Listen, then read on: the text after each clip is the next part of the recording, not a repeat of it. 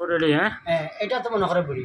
আচ্ছা এই বিড়ির মাঝে কিতা লেখা আছে, স্মোকিং স্বাস্থ্যের পক্ষে খুব ভালো। হ্যাঁ এটা ঠিক আছে না, আন্ডার রাইট আছে?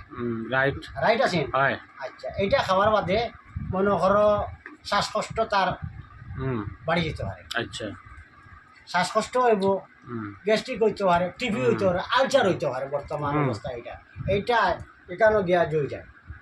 কলা মনে করো এরকম ছিদ্র ছিদ্র হে ধরবো, খেলোয়াড় লাগানো যায়। ইনশাল্লাহ মনে হয় একটা ছিদ্র ধরবো হে।